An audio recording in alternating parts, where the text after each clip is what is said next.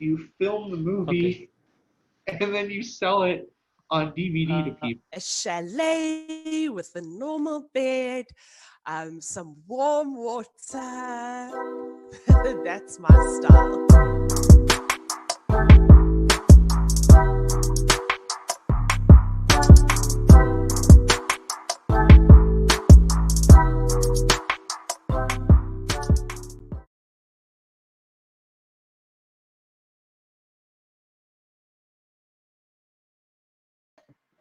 Hey everybody, welcome to Teacher Talk Time, real teachers, real talk. I'm here with my hostess today, the hostess with the mostest, Claire Sachwell. How you doing, Claire? Oh.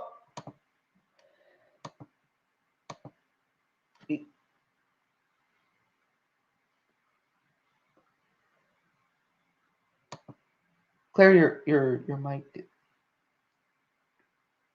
The technical difficulties when it comes to the online programs.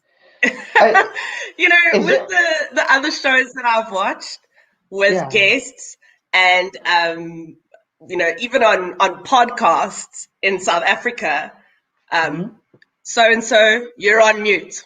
You're on mute. It happens every day. I guess we're still learning. Yeah, we'll absolutely. Be super duper professionals after season 2. Well, you guys will be professionals. I'll still be Rob. Oh, Okay, so today we have a very special guest on our show. Our own Chris Americos, the man behind it all. Oh, Claire, you're back. Welcome back, Claire. Not my mute button, then it's kicking me out of the program. Robert, of course, this is episode 10, our last episode of season 1. Mm-hmm. So, of course, it's perfect, but the show must go on. The show must go on. So, what do we have for our valued viewers today? Well, who do we have, rather? As I was telling them a little bit earlier, we have the man behind it all. We have our own Chris Americos, the guy who founded everything. Well, he certainly entered the market, the ESL market, and took it by storm. So can you tell us a little bit about him, please? Absolutely. So Chris Americos has always been moving around. Actually, I could tell you about him, but I think he could do a much better job. He was there the whole time. I agree. Let's bring him on. Chris, how you doing today, sir? Thanks for having me. Oh, thanks for joining us, Chris. How's it, it's always Chris? A pleasure. Welcome. Yeah, I watch the show every week, and it's really great to be invited to join. And I think you guys have a lot of great guests. Excellent. Well, we have the best one today. We saved the best for last. Thanks. Chris, can you tell us a little bit about yourself? Chris, let's get into it. Who wants to go first? I'll let Claire go first. No, you go first. Okay, no problem. So, Chris, can you tell us a little bit about yourself? Sure. So Chris Americos actually isn't my real name. It's just a brand that I developed. And my real name is Christopher Huntley. Less exciting name. And so, I mean, I've lived all over the world. My dad was in the military in the United States. And so that led me to live in lots of different places. And I think that probably made me interested in languages and different types of people. So I pursued that further in my life. And then, recently I've started several businesses in the teaching English sphere industry. And so right now I'm on a mission to build a lot of parts of this industry that don't exist yet. So in a nutshell, that's who I am, and that's what I do. Awesome. So, Chris, Chris, which what? country have you lived in? I have lived in. So I was born in Germany. Then we moved to the United States. I lived in Ohio for a while. Then I lived in Hawaii. After that, we moved to Italy. I lived in Sicily. Then we moved to Rhode Island in the United States. And then I went to university in West Virginia in the United States. And then I did my master's degree in Rhode Island. During that time, my family moved to Florida. And after I finished my master's degree, I moved to Russia, and I lived in Russia for 8 years. And when I came back from Russia, I just came to Florida because that's where my family lives now. Wow.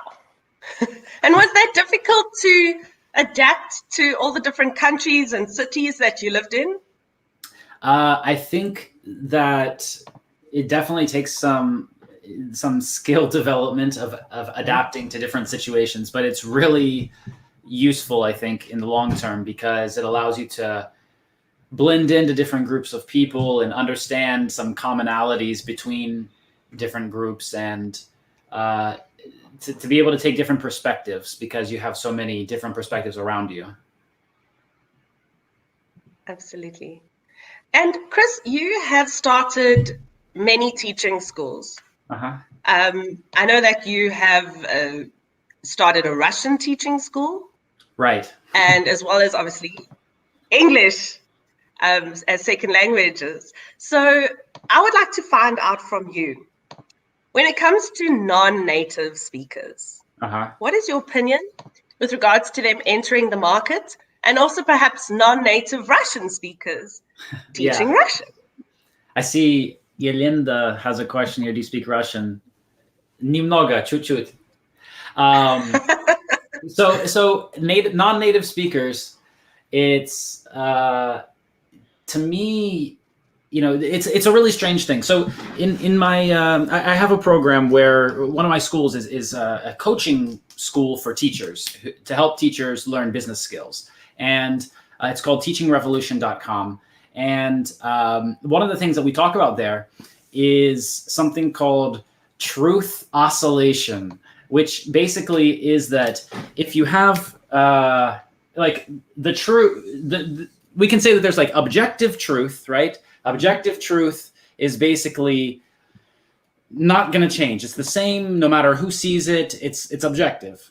But people don't always perceive objective truth. They have a subjective version of this. So it kind of goes like this. If we look at how people think about something, sometimes they're moving away from objective truth, and sometimes they're moving near objective truth. And the market goes through these cycles.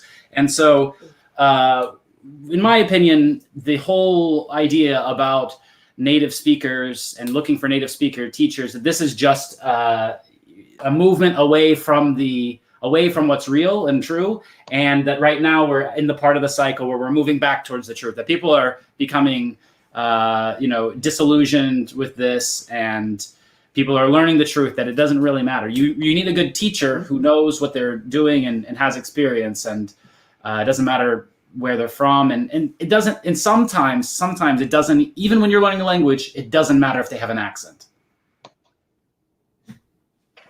That's what I definitely agree. Mm-hmm. What do you think, Robert?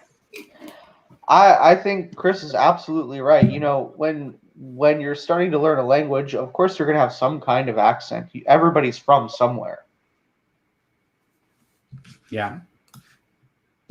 And so I don't think that somehow dictates the quality of the teacher. The teacher, and also we have to think about something else. There's a big difference between learning a skill, teaching a skill, and using the skill. Mm-hmm. So, someone who's a student of a skill, someone who's learning how to be a teacher, they might actually be a better teacher or get better results than someone who has been teaching for 20 years, who never wanted to change, never wanted to learn anything new in these 20 years or in the last 10. And so there's a lot of ways that you can compare some teachers. Experience isn't even it doesn't even guarantee us these results, right? Absolutely. Chris, how did you learn so much about business? Can you explain that for us? By jumping into the fire. Oh, okay. So I started my first business. Well, Mhm. I tried to start businesses when I was in high school, I guess. But so I liked this idea from early on. But when I lived in Russia, it was kind of clear that I didn't want to just be an offline teacher. I wanted to try to do more and build something bigger than that, Mhm. than just being one teacher. And so we set up an American English language school in Russia, and all the other schools in that city were focused on British English. And so this let us stand out. And this is where I got to develop this like name, Chris Americos, to relate that I was the American guy who they would come to learn from. And uh, so that kind of became my thing, and I just kept that. Um, but that experience of that business really taught me a lot, because we had that business for about 8 years, 7 years, and Mhm. before we ended up closing it down and moving everything online. Mhm. But there were so many mistakes, and in the beginning, I was working like 2 or 3 times more hours than I did at the original teaching job, and I was making about the same money, or sometimes less. Uh, and so it was a big learning experience. And about 2 years into that experience, I found myself teaching some executives at big companies like Coca-Cola. And I had this long commute. They would send a driver to my house, and I'd go to the factory, and it was about an hour away. And Mhm. so that hour back and forth, I read business books. I started with business English books, teaching students business, English words about business. And then I thought, oh, wow, I don't really understand what some of this stuff means. Probably I should. I have a business. So then I started to read more business books and more business books. Uh, and that's kind of how it started. And then honestly, one of the biggest things that changed my career was starting to buy online courses from other smart people, uh, people who already were selling stuff online and were already doing the things that I wanted to do. And they were talking about how, oh, this month we only did $100,000, and this month and I was thinking, holy crap, my business in Russia, you know, has never seen that much money, and I couldn't even imagine it. So I started to implement some of the things that I learned, made some changes in my personal philosophy, life philosophy, and that's how I learned it. So I haven't gone to business school or Harvard or some other place. I mean, I have a master's degree in international relations, but again, in my opinion, these degrees in higher education, it doesn't really. It's a piece of paper, and so I'm in that club, but I don't really feel like that makes me like more qualified than for that reason. I don't even usually tell people I have those things. Okay. It's almost like the Bill Gates Club, where he didn't finish his qualification. He doesn't have anything major behind his name, like perhaps a doctorate or such. I think that that's really valuable advice for teachers that are looking for work. They're wanting to start their own business, but I think that the lack of qualification is holding them back. And a lot of companies say, sorry, bachelor's degree or nothing. Yeah. Or we're not going to consider your application. But what I've learned is that you can't, sure, somehow you can teach somebody to be a better teacher. But what I love what you said earlier is that you have to carry on evolving in this game. Yeah. And you have to keep pushing yourself and get uncomfortable. I think it's about everything in life, pretty much. If you feel comfortable, it means that you're not growing. So you have to get comfort. You have to get comfortable with being uncomfortable, and you have to fall down. You have to fail a lot before you succeed, because the failure. There's only one true failure. That's giving up. If you don't give up, it's like investing in the stock market. Let's say that you buy a Bitcoin for $10,000 and the next day it drops to $1,000. How much money did you lose? The answer is 0, because you haven't sold yet. And the next day it can go back to 10,000 or 20,000 or so. With Bitcoin people, they call this hodl or hold. You should hold. But with your teaching business or with your teaching career, it's the same thing, or with anything else in life. It's when you give up, that's selling, and now you're finished. But if you hold on, then there's lots of additional forces behind you that can compound and make something happen very quickly for you. Just you and Claire and Robert hosting this show, you've met so many people have seen your faces, a lot of exposure, and you don't know what the next thing that's going to happen in relation to it might be. It's hard to predict all of these second, third, fourth order consequences.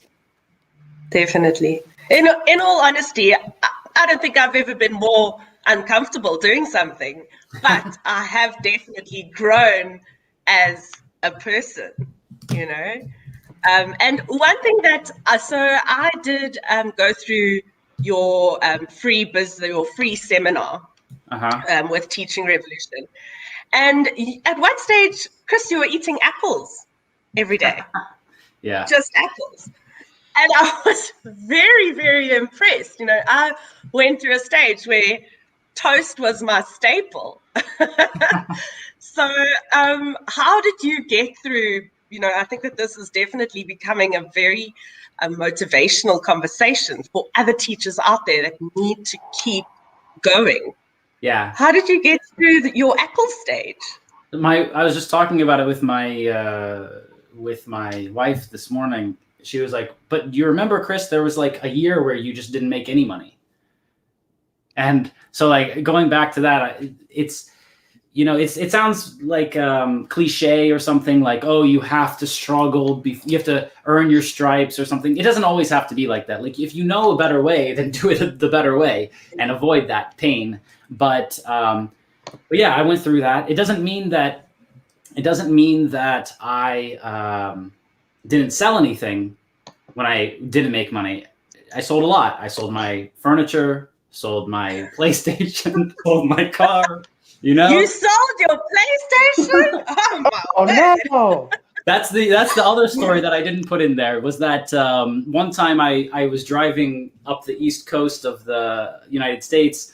I stopped at my friend's house in Virginia Beach, and I didn't have enough gas or any money to go to the next place that I needed to go. So I had to go to like a game store and sell my PlayStation to get gas money to go to the next town. But I hope you sold a couple of your games too.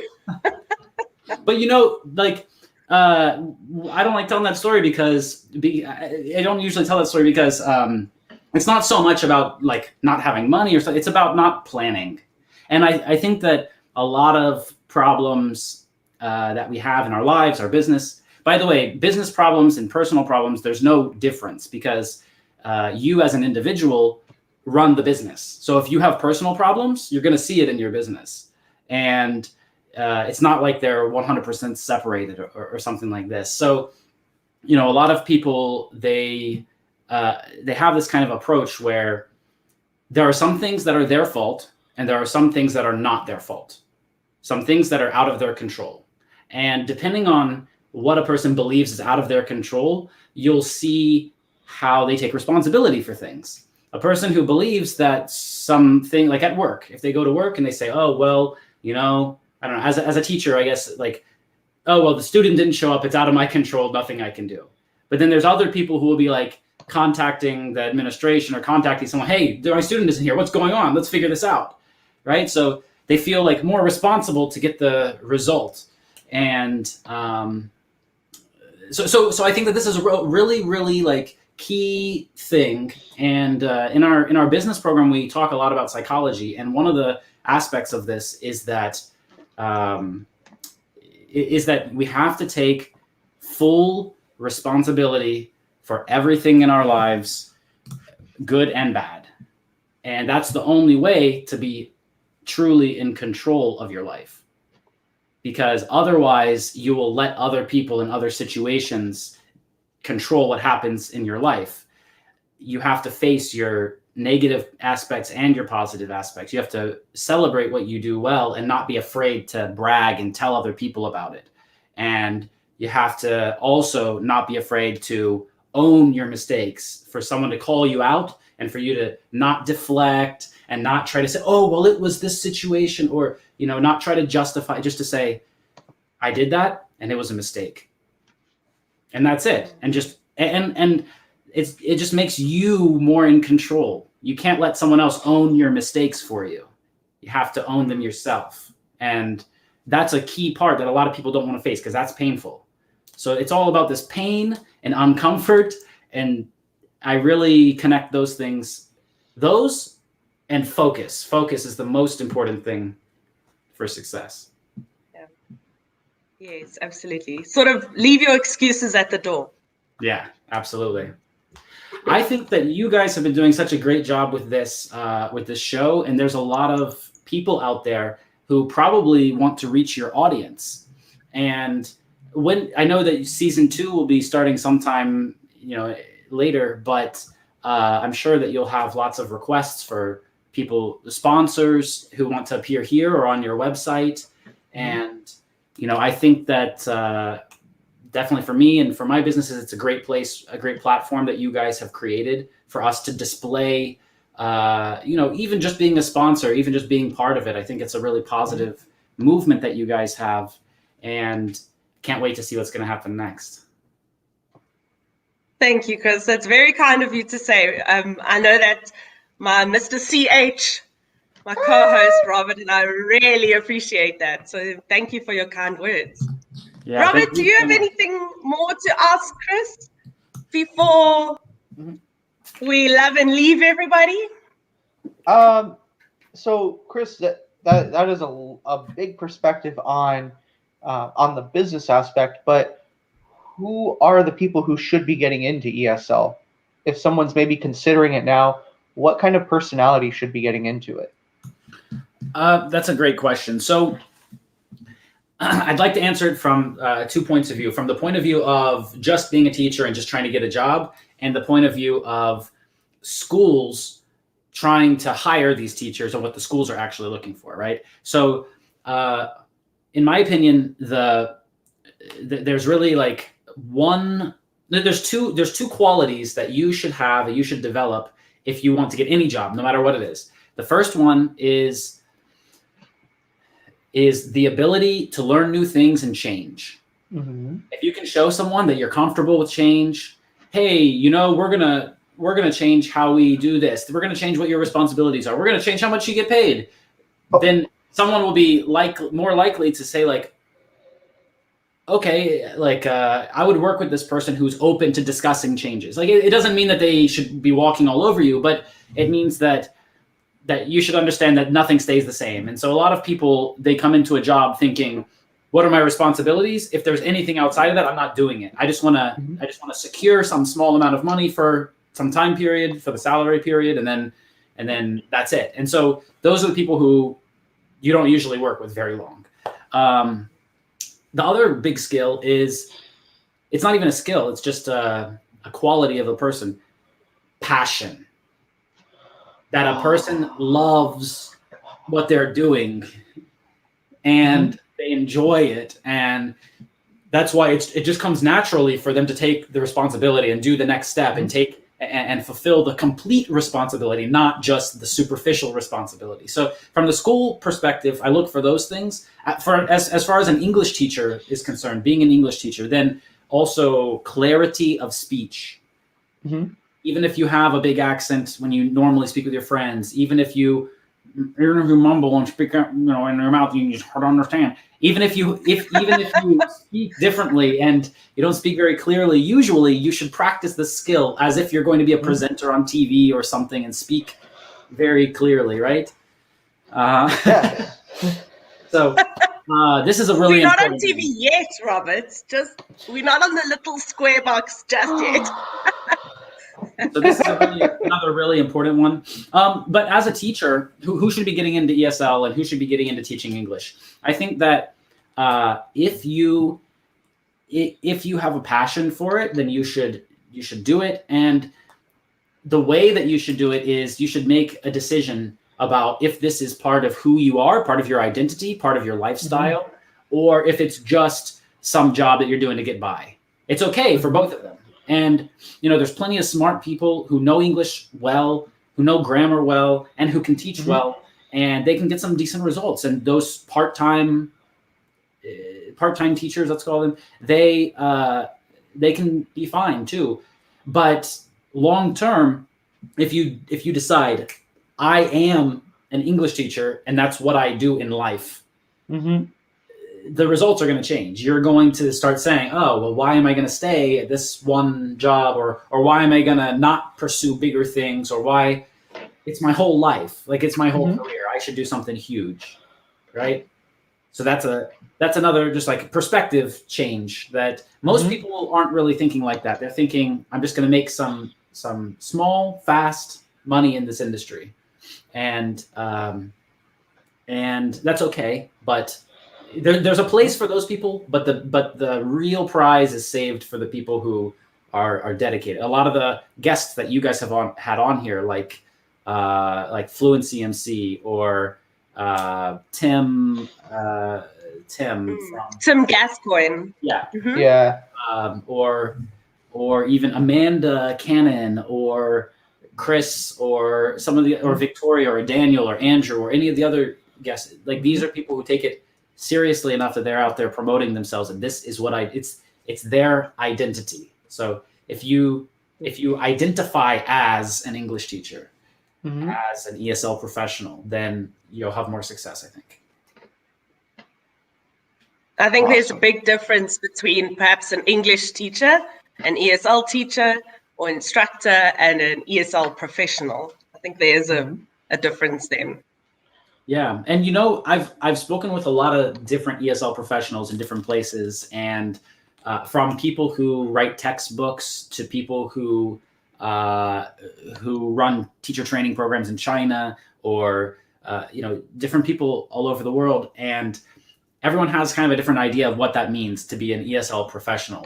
The people who write books, they're thinking like, oh, well, if you're not published, then you're not really an ESL professional. And the people who are the teacher trainers and stuff of all these big corporate schools in China, they're thinking, oh, well, if you're not respected by the academic circles, then you're not really an ESL professional. And then you've got YouTubers. You've got, for example, English with Lucy, and you've got all these other big, million subscriber or more channels, and they're not in any academic circles. Nobody is talking about them. Nobody's talking about them in books. They're not related to those circles at all. But then when you go to the real people who are learning English, who do they know? They know the people who are online. They don't know the old guard. So in my opinion, the publishers and the academic people, they have to move online or die. And that's what's going to happen.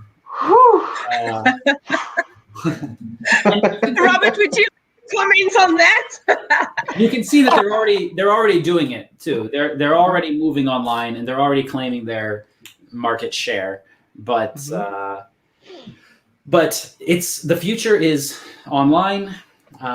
Even before the pandemic, in our teaching business program on Teaching Revolution, one of the first things that we talked about was, because it was made before the pandemic, and we were talking about how there's this big paradigm shift that lots of people are missing, that education has to move online, that something's going to happen in the future and everyone's going to have to do it.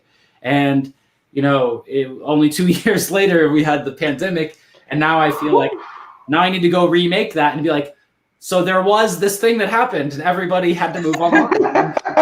In case you didn't know about it. So, yeah. Great. Well, Chris, thank you so much for spending this time with us. Robert and I were chatting about you before the show started, and we spoke about how you get 4 hours of sleep every night, 4.5 hours if you're lucky. And I think what that needs, what the teachers need to hear is that it takes serious dedication and consistency, big time. Yeah, waking up in the middle of the night because you want to go make that idea happen. Exactly. Well, Chris, thank you so much. Rob Thank and you. I are going to let our teachers know where they can reach you. Okay. They do need to log on to your website, go check out your free seminar. And yes, thank you again. Yeah, thanks for having me.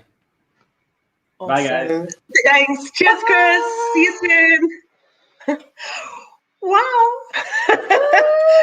I'm motivated to another level. I feel like I've just spent some time with Tony Robbins.